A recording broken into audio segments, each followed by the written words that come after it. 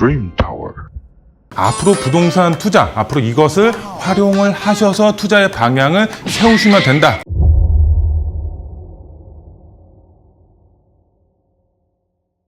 네, 현재 이제 주택 가격 자체가 계속적으로 떨어지고 있습니다. 그렇다면 이렇게 어려운 상황 속에서 우리는 계속적으로 관망을 해야 될까요? 그렇지가 않죠. 어려울수록 이렇게 투자를 하셔서 큰 수익을 챙겨 가시는 분들이 있습니다. 이런 분들 어떻게 투자의 방향을 세우고 있는지 오늘 상세하게 알아보는 시간 갖도록 하겠고요. 그리고 지역적으로도 어떤 지역에 투자를 했을 때 정말 큰 수익을 얻을 수가 있는지 오늘 함께 알아보는 시간 갖도록 하겠습니다. 앞으로 부동산 투자, 앞으로 이것을 활용을 하셔서 투자의 방향을 세우시면 된다. 이것 어떤 건지 첫 번째로 알아보도록 하겠고요. 두 번째로 봤을 때 이제 앞으로 이제 마천루 도시로 탈바꿈이 될 수가 있는 지역, 뭐 다들 아시겠지만 용산입니다. 세 번째로 봤을 때 개발 붐이 불고 있는 연신내 역세권입니다. 연신내 역세권 어디에 투자를 해야 되는지 마지막 세 번째로 알아보도록 하겠습니다. 먼저 첫 번째로 이제 앞으로 부동산 투자 이것을 활용하라 이렇게 말씀을 드릴 수가 있겠는데요. 먼저 이제 기사 내용을 한번 보도록 하겠습니다. 주택 임대 사업자 47만 명, 4년 사이에 10배 늘었다 이렇게 나와 있습니다.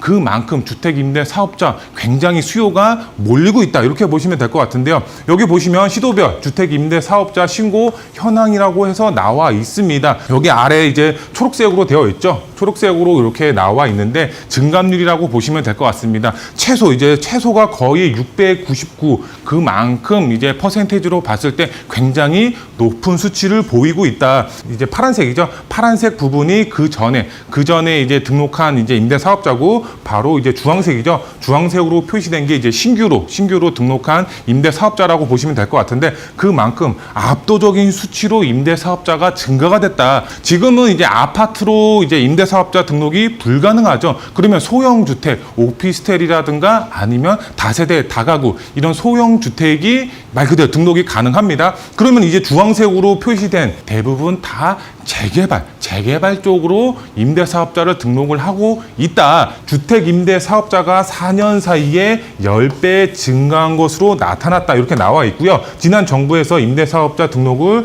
이제 유도한 영향으로 풀이된다. 문재인 정부가 이 주택 임대 사업자를 권장을 했다가 나중에는 주택 가격 상승 요인으로 임대 사업자를 꼽았습니다. 그래서 임대 사업자에 대한 혜택을 대부분 이제 축소로 시켰습니다. 하지만 월 2천만 원이 넘어가는 월 소득 있으신 분들의 경우는 주택 임대 사업자를 무조건 등록을 해야 된다. 이렇게 되면서 많은 분들이 이제 임대 사업을 하시는 분들이 주택 임대 사업자를 등록을 함으로써 이렇게 많은 수치가 올라갔다. 이렇게 보시면 될 것 같은데요. 그만큼 지금 활성화 정책, 재개발 활성화 정책에 의해서 이런 주택 임대 사업자 등록도 굉장히 많이 하고 있다. 그러면 주택 임대 사업자 지금은 많이 축소가 되어 있지만 이 혜택 자체를 부활하겠다라고 예고를 했습니다. 여당과 야당 모두 이런 혜택을 부활시키겠다 이렇게 나와 있기 때문에 이제 조만간 부활할 것으로 보여지고 있다 이렇게 보시면 될 것 같은데요. 그러면은 현재 가장 큰 혜택은 어떤 게 있을까요? 주택임대사업자 혜택이 많이 축소가 되어 있지만 아직까지 살아있는 혜택은 바로 취득세 부분은 살아있다. 2주택일 때는 8%, 그 다음에 3주택일 때는 12%가 넘어가는 취득세를 납부를 했어야 됐었습니다. 지금도 똑같고요. 그런데 이런 소형 주택에 한해서는 어떻게 85%를 절세를 보시면서 투자가 가능하다. 두 번째로 말씀을 드리면 지금 현재 아파트는 등록이 불가능하죠. 현재까지는 아파트는 등록이 불가능하다. 이렇게 이제 보시면 될 것 같은데요. 그러면 오피스텔이라든가 빌라 안에서도 다세대랑 다가구 주택은 현재 등록이 가능합니다. 이런 주택에 대해서 재개발 예정지 쪽으로 이제 투자를 하실 때 다세대나 다가구 주택을 이제 등록을 하시면 된다. 하지만 이제 주의사항이 있죠.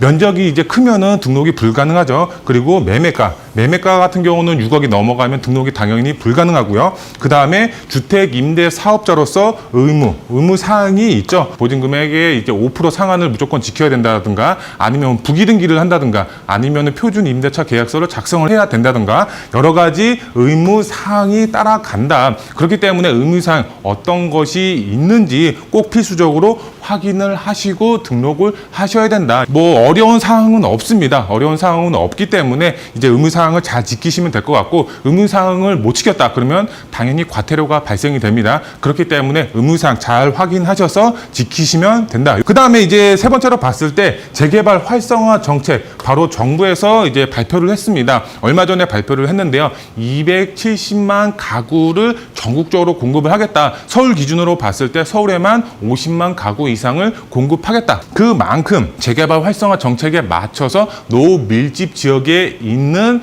이런 다세대 주택이라든가 다가구 주택을 이제 취득을 하셔야 된다. 어떻게? 바로 임대 사업자를 활용을 하셔서, 그리고 규제 완화도 계속적으로 이루어지고 있습니다. 재개발 규제 완화 계속적으로 이루어지고 있고, 재건축 규제 완화한다고 하고 있지만 언제 확실하게 이루어질지는 아직은 알 수는 없습니다. 하지만 재개발의 경우는 계속적으로 완화가 되고 있는 상황이다. 그렇기 때문에 우리는 재개발의 소액으로 접근을 하셔야 된다. 그 다음에 바로 갭투자죠.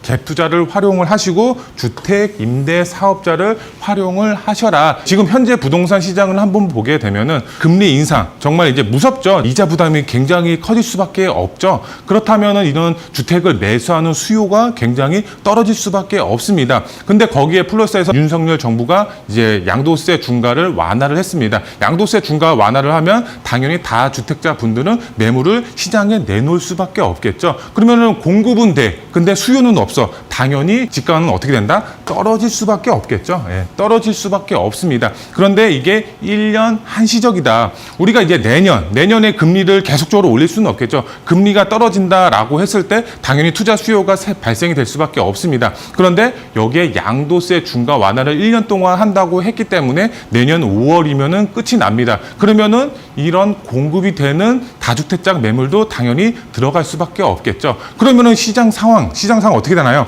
바로 정부 입장에서는 이런 주택 공급 활성화 정책을 당연히 계속적으로 이루어져 나갈 수밖에 없다. 그러면은 우리가 재개발에 투자를 하고 임대 사업자를 활용을 해야 되는 건 맞지만 어디에 투자를 해야 된다? 바로 용산의 투자의 방향을 세우시면 된다. 이렇게 말씀을 드릴 수가 있겠는데요. 지도를 보시면 아시겠지만 현재 용산 다양한 정비사업 플러스 및 다양한 개발 호재가 있는 지역입니다. 옆에 보시면은 용산구 주요 개발 호재가 이렇게 쭉 나와 있습니다. 정말 다양한 개발 호재가 있습니다. 그만큼 이제 마천루죠.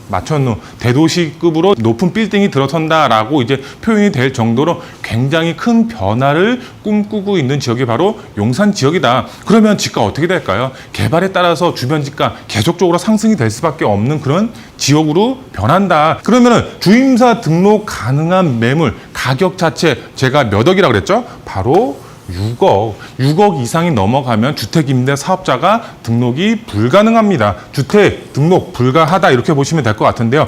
주임사 등록 바로 가능 주택 품귀 현상이 계속적으로 나타나고 있다. 매물이 계속적으로 상승이 되고 있습니다. 가격이 상승이 되고 있기 때문에 6억이 넘어가면 주택임대 사업자 등록이 불가능합니다. 빠르게 선점 투자 전략을 세울 수밖에 없는 그런 지역이 바로 용산이다. 용산은 바로 오늘이 가장 저렴한 지역이다. 그럼 두 번째 지역 한번 보도록 하겠습니다. 개발 붐이 현재 불고 있는 연신내 역세권입니다. 소액으로 아직까지 접근이 가능하다. 우리가 이제 지금 정부의 활성화 정책, 공급 활성화 정책으로 인해서 동의서를 걷는 지역이 굉장히 많이 있습니다. 25개구 자치구 안에서도 정말 다양한 지역들이 동의서를 걷고 있습니다. 동의서를 거두면 어떻게 되나요? 정말 매매가가 정말 끝도 없이 계속적으로 상승이 되고 있습니다. 하지만 연신내 역세권 어떤가요? 저평가가 되어 있습니다. 동의서까지 걷고 있는데 아직까지 소액으로 접근이 가능한 지역이다. 지도를 보시면은 이제 색깔별로 제가 표시를 해놨습니다. 바로 연신내 역세권 안에서 이런 재개발이 추진이 되고 있는 현황을 표시를 했습니다. 지금 다양한 구역들이 현재 추진이 되고 있는데요. 지금 12개의 지역이 지금 확정 지역이거나 앞으로 개발이 될 수가 있는 지역이거나 동의서를 걷고 있는 지역이나 추진이 되고 있다. 그런데 이 안에서도 정말 개발 가능성 높고 GTX 바로 이제 GTX 에너선 연신내 지금 공사를 추진을 하고 있죠. 이런 GTX 호재의 영향까지 받을 수가 있는 그런 지역에 투자를 하시는 것이 핵심 포인트다. 이렇게 보시면 될 것 같은데요. 윤석열 정부 요번에 발표를 했습니다. 어떤 발표? 바로 GTX를 조기 개통 목표를 하겠다. 이렇게 발표를 했습니다. 그만큼 이제 A 노선의 경우는 이제 가장 먼저 착공을 시작했고 가장 먼저 개통이 되는 노선이 A 노선이다. 몇 년 안 남았습니다. 몇 년 안 남았기 때문에 가장 서울에서도 가장 저평가되어 있고 GTX 노선의 호재를 받을 수가 있는 연신내 역세권에 투자를 하셔야 된다. 이 연신내 역세권은 동의서를 걷고 있는 지역을 노리셔야 된다. 그다음 투자 포인트 3가지로 좀 정리를 해드리도록 하겠습니다. 첫 번째, 금리 인상 올해 말까지 계속적으로 이루어진다라고 합니다. 거기에 플러스해서 내년 상반기까지도 금리가 올라갈 가능성이 있다. 그러면 주택시장 어떻게 되나요? 주택 매매가 계속적으로 빠질 수밖에 없겠죠. 그만큼 수요가 계속적으로 떨어져 나갈 수가 있습니다. 이게 어떤 이제 투자 종목이다? 아파트가 대부분 그렇게 될 수밖에 없겠다. 하지만 오히려 상승이 되는 주택, 어떤 주택? 바로 소형주택, 빌라의 경우는 오히려 재개발 활성화 정책에 위해서 많은 투자자분들이 관심을 갖고 투자의 방향을 현재도 세우고 있다. 이렇게 이제 보시면 될 것 같고요. 두 번째, 금리 인상 영향 없는 바로 갭 투자, 그 다음에 주택 임대 사업자를 활용을 하셔라. 현 시점 소형 주택, 빌라 말고는 현재 답이 없다. 아파트 투자하기에는 상당히 조심스럽기 때문에 재개발 활성화 정책에 맞춰서 바로 재개발에 투자의 방향을 세우셔야 될 것 같고요. 마지막 세 번째로 2022년도, 그 다음에 내년까지도 포함입니다. 2023년도 바로 용산과 연신내의 승부를 거셔라.